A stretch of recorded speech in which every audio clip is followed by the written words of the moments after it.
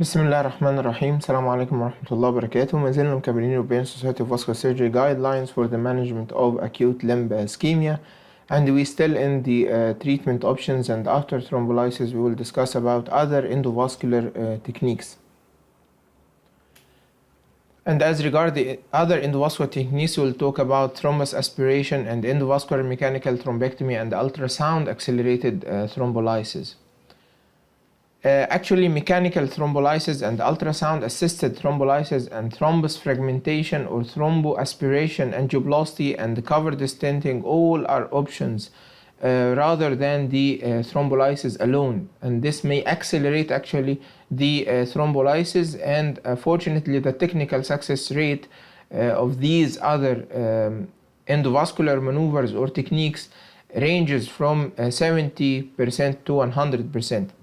And the potential advantage of this device is speedy restoration of the blood flow in the ischemic limb, rather than waiting for a long time for the thrombolysis alone to work or to do the job to clear the blood vessel. Randomized controlled trials comparing the percutaneous thrombectomy by any means with thrombolysis unfortunately are not available. And as regards the thrombus aspiration, the first reports of aspiration thromboembolectomy describe the use of a simple large bore catheter that has to be a guiding catheter instead of flush catheter to avoid the aspiration from the side holes of the flush catheters. And aspiration was done using a 50 ml syringe, usually with a detachable hemostatic valve, to ensure a large amount of a negative pressure. And use of adjunctive therapy should be anticipated, and the mismatch actually between the size of the catheter and the arterial diameter is the main reason for not achieving a complete clot removal. Incomplete removal is more frequent in the above the knee versus below the knee arteries, and this is due to the large diameters of the vessels above the knee in comparison to below the knee, and in relation to the pore of the catheter and the diameter of the catheter. Aspiration techniques are considered to work better when the thrombus is acute, less than 14 days old, and when larger bore catheters can be used. Aspiration may also be effective after failed thrombolysis, so the thrombolysis can make the blood clot a little bit soft that can be aspirated by the mechanical aspiration procedure. First line use of aspiration thrombectomy can reduce the need for catheter directed thrombolysis without increasing costs. What about the endovascular mechanical thrombectomy? Several mechanical thrombectomy devices are available commercially, and they can be classified according to their working mechanism into a rheolitic catheter that use the force of the water or the jet of the water to enhance the fragmentation process, or a microfragmentation catheters.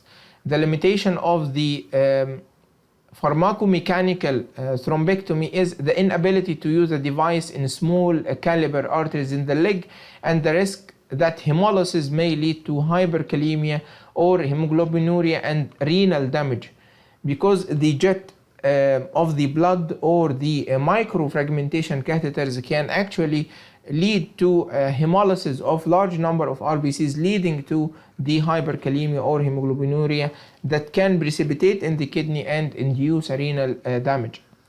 The Rheolitic system, which by Straub in Switzerland, has been studied in several registries, and it has a high technical success rate and can reduce the need for additional catheter directed thrombolysis. But unfortunately, it can lead to the complications we mentioned before, and also it can lead to vessel perforation.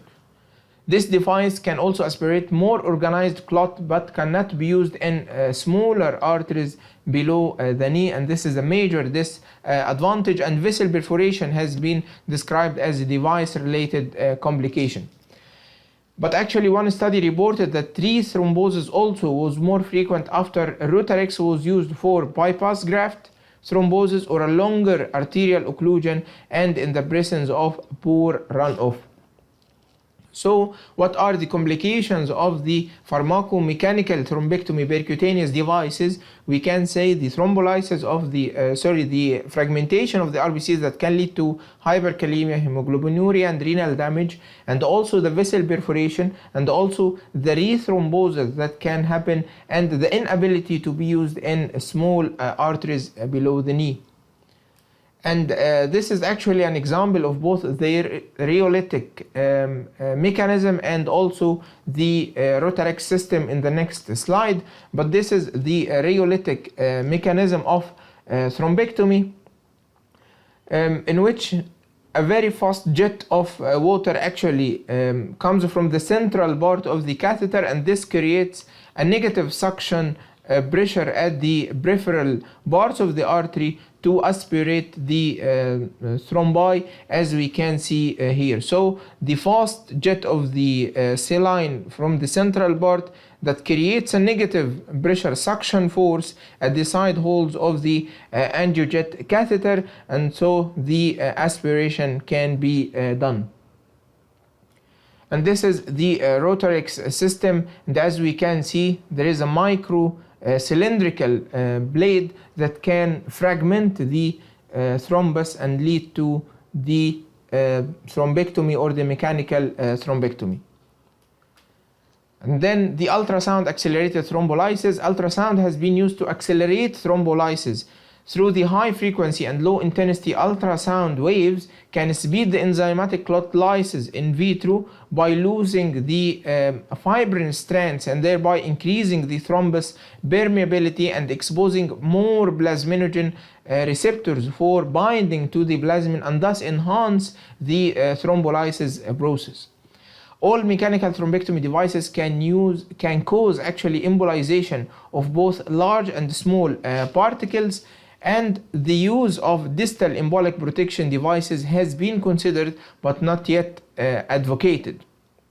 So this is also another complication or a drawback of the percutaneous mechanical thrombectomy devices, that all of them can cause a distal embolization. So it should be remembered that many of these devices were originally developed for the deep venous thrombosis, a situation when minor embolization actually and the minor pulmonary embolism has a less serious consequences. Not like the arterial system, in which microemboli actually can cause micro gangrenous parts in the toes. The cost of all of these endovascular devices are significant in comparison to the catheter-directed thrombolysis alone, and it's unclear whether the shorter thrombolytic treatment may make the device more cost-effective or no. There is no RCTs to compare the cost-effective benefit of these devices that enhance or speed the thrombolytic time in comparison to the catheter-directed thrombolysis alone. And as regard the recommendation of the guidelines, they said for patients with acute limb ischemia, aspiration and mechanical thrombectomy should be considered, but with a low level of evidence, with a class 2A and a level of C. And this is what we said before. You have to put the balance between the leg condition and the patient precautions and the mode you are trying to use to clear the blood vessel and to re-establish the flow again. And of course the cost of these devices.